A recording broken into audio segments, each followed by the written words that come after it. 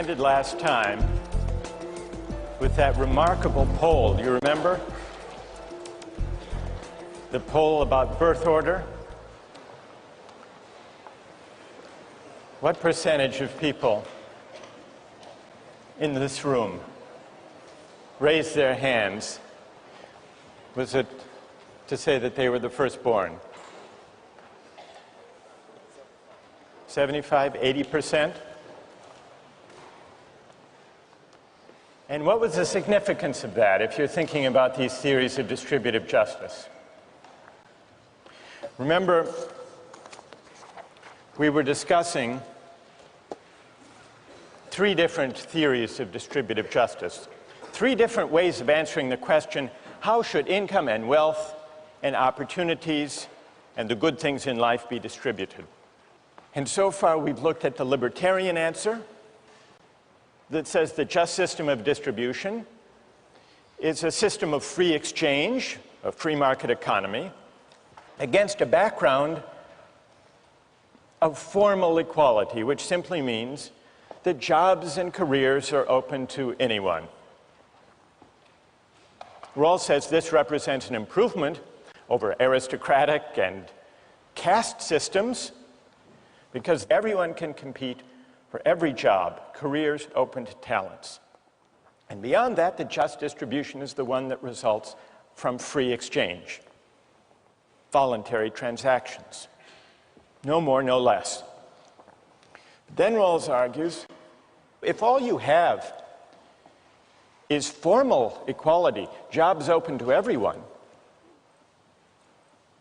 the result is not going to be fair. It will be biased in favor of those who happen to be born to affluent families, who happen to have the benefit of good educational opportunities. And that accident of birth is not a just basis for distributing life chances. And so many people who notice this unfairness, Rawls argues, are led to embrace a system of fair equality of opportunity. That leads to the meritocratic system. Fair equality of opportunity. But Rawls says, even if you bring everyone to the same starting point in the race, what's going to happen? Who's going to win? The fastest runners. So once you're troubled by basing distributive shares on morally arbitrary contingencies, you should, if you reason it through, be carried all the way to what Rawls calls the democratic conception, a more egalitarian conception of distributive justice that he defines by the difference principle. Now, he doesn't say that the only way to remedy or to compensate for differences in natural talents and abilities is to have a kind of leveling equality, a guaranteed equality of outcome. But he does say there's another way to deal with these contingencies.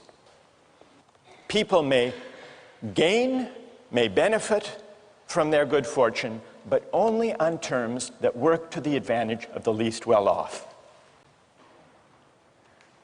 And so we can test how this theory actually works by thinking about some pay differentials that arise in our society.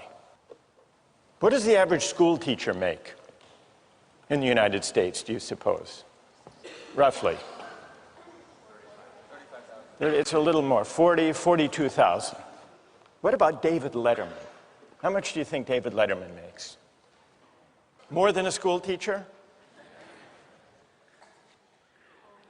$31 million. David Letterman. Is that fair? That David Letterman makes that much more than a school teacher? Well, Rawls's answer would be, it depends whether the basic structure of society is designed in such a way that Letterman's $31 million is subject to taxation so that some of those earnings are taken to work for the advantage of the least well-off. One other example of a pay differential.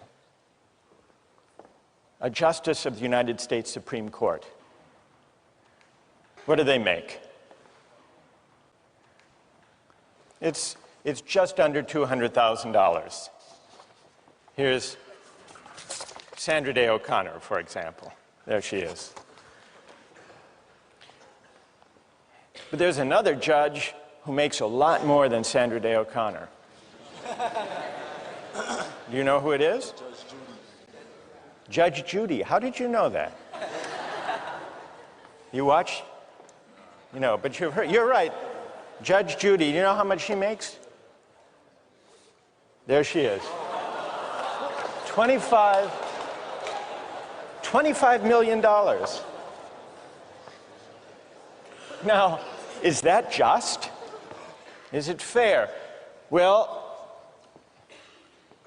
the answer is it depends whether this is against a background system in line with the difference principle, where those who come out on top in terms of income and wealth are taxed in a way that benefits the least well-off members of society.